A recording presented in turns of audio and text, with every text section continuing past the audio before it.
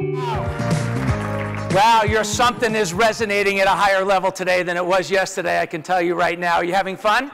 Yeah. I'm sorry, I couldn't hear you. Are you having fun? Yeah, I'm having a lot of fun, and I got to tell you, I got the willies from listening to Dan Sullivan and listening to Jay Han and watching those metronomes. I'm going back and forth, and I remember, and I know, like you know, principle number 6, right? There's no process that does not require time.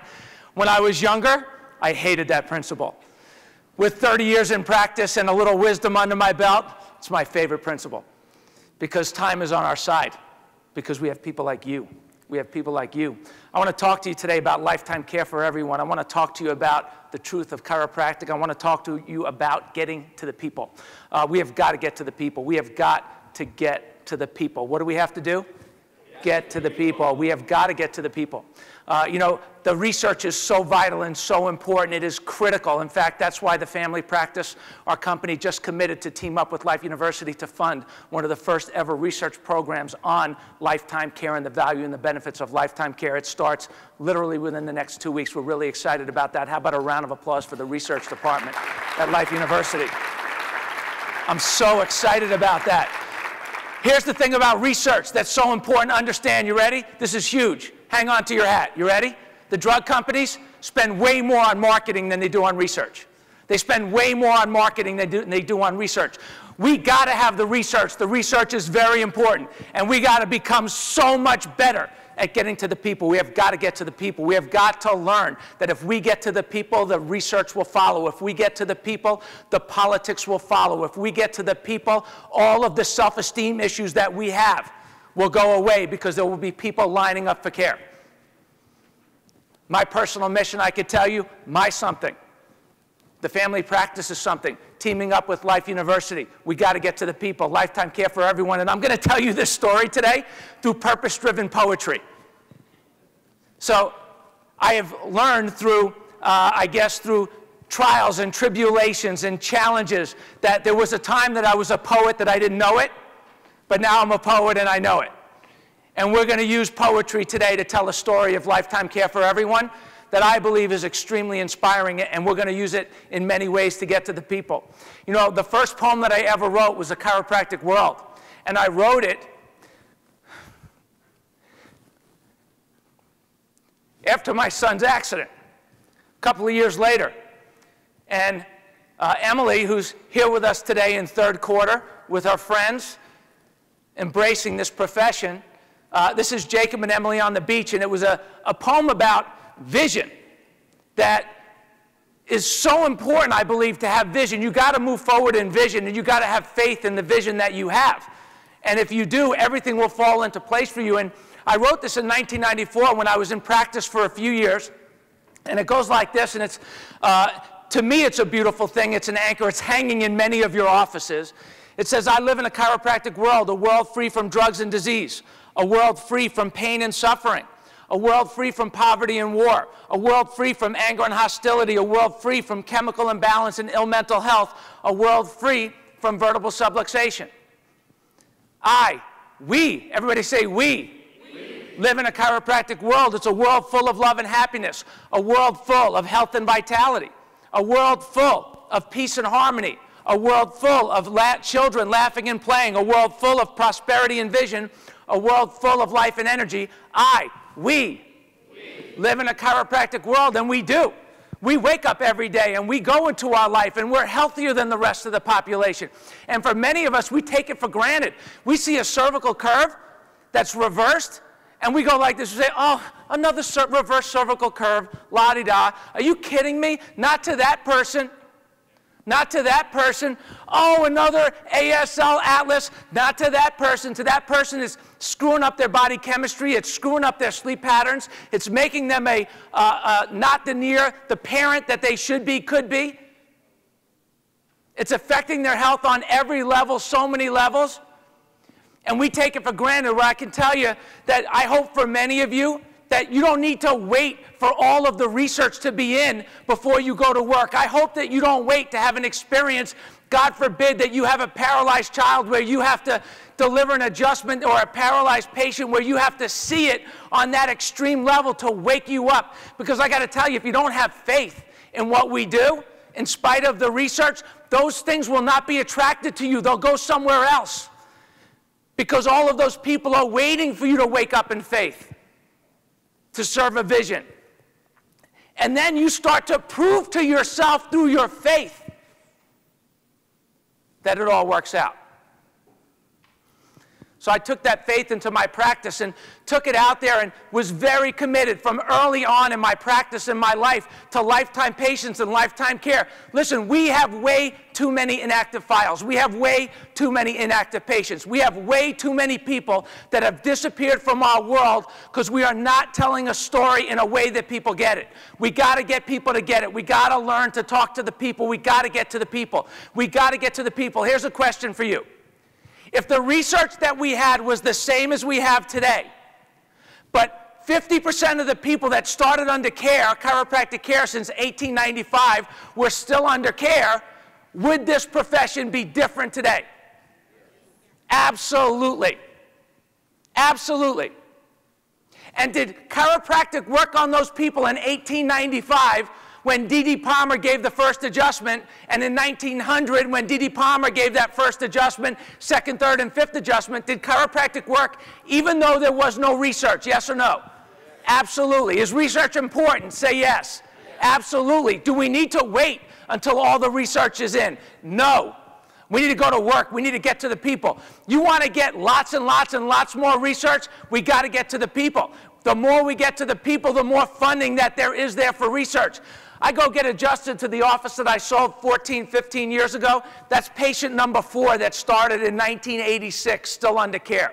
That's patient number 187 that's still under care with her family, with generations of family, generations of people under care with their families for a lifetime. Because they got it. It made sense to them. And I love the story of Marie Guthrie, because Marie Guthrie, I'll never forget when I tried to have her share her story to a bunch of young chiropractors who were visiting my office and following me around. And I said, go ahead, Marie, tell them what a subluxation is. And her words floored me, because I had a reputation of being an exceptional educator. And here's what she said. A what? And she had heard it 10 times, 20 times, 50 times. And she should have heard it. And somehow something clicked for her. And I asked her, Marie, so why do you come? And she said, well, Dr. Plasker, so I can garden.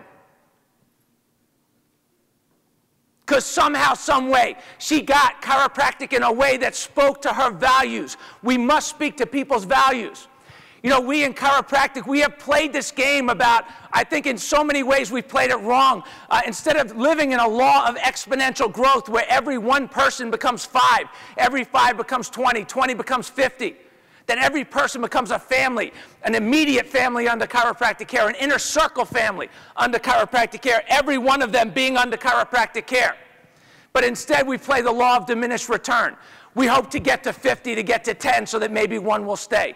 I really believe we're thinking about it all wrong. It's time to get to the people. I want you to imagine lifetime care for everyone. Many of you have heard me deliver this poem. And it's about imagining healthy people living in this world, expressing their full potential, every boy and girl. Imagine all the people subluxation free.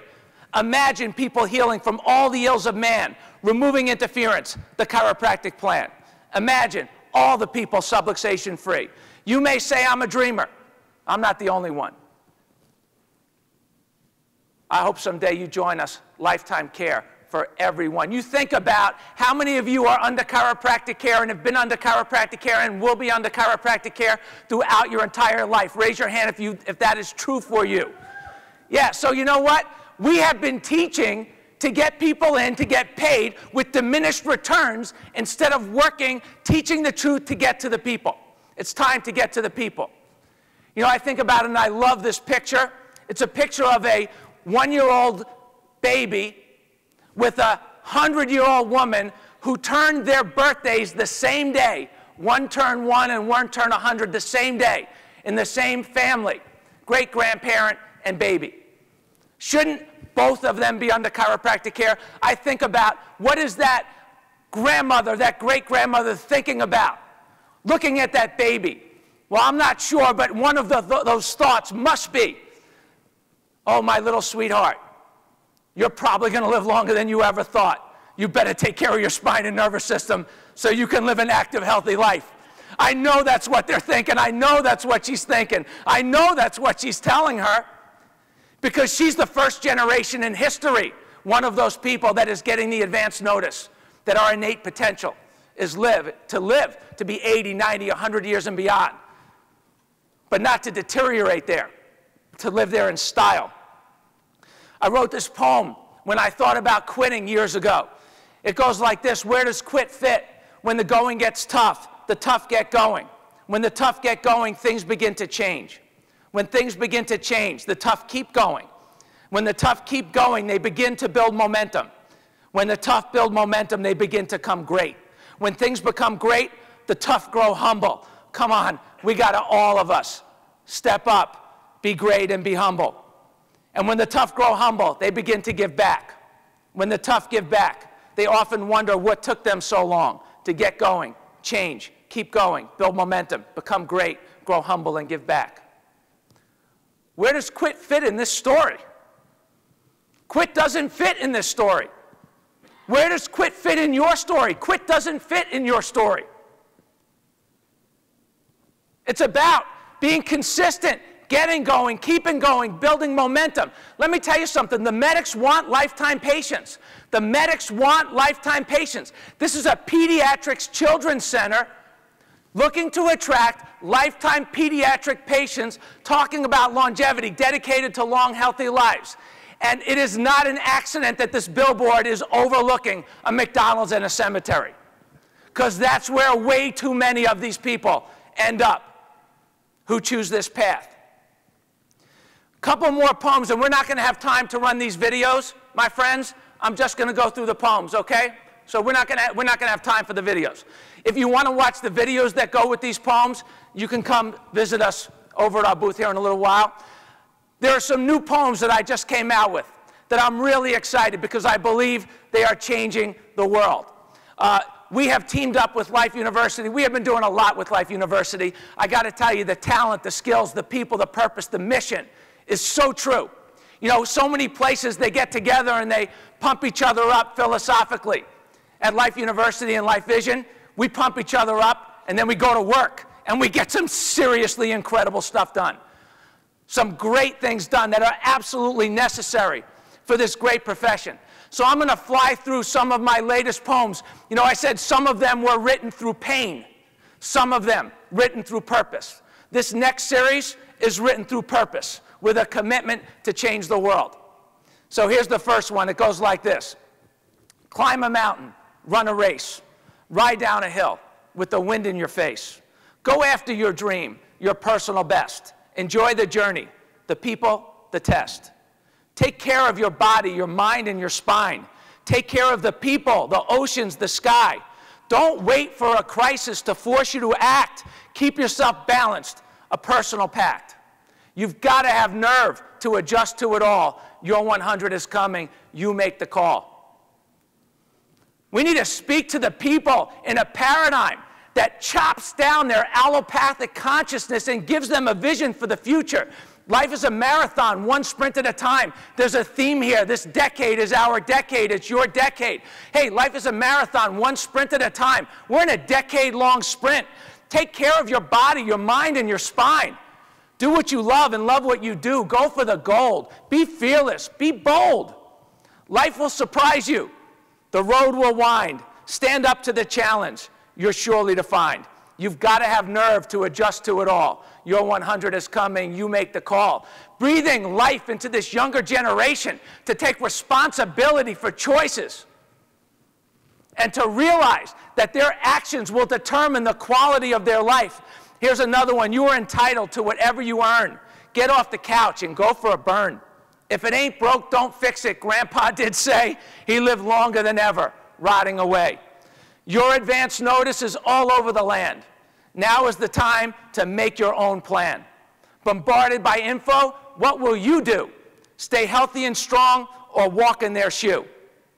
Take care of your body, your mind, and your spine. Make healthy choices that keep you in line. You've got to have nerve to adjust to it all. Your 100 is coming. You make the call, and you better start making the call right now, making choices, teaching your people, getting to the people with messages that matter. These are all on Amplified. All of you are using Amplified. They're on Amplified. They're on the 100-Year Lifestyle fan page if you want to share them. And the last one, because time is running out, it goes like this. From day number 1, the blueprint is clear. Healthy and strong through your 100th year. The first generation that's acutely aware that your choices mean more than the genes that you share.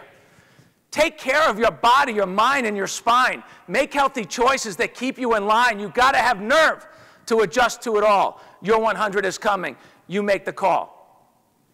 It is our time, chiropractors. It is our time. We have got to get to the people. We have got to make getting to the people one of our top priorities. I am so grateful to all of my friends, my colleagues at Life University, to all of my friends, all of you, who we share this great profession with, that we get to go to work every day together, even though we're not in the same town.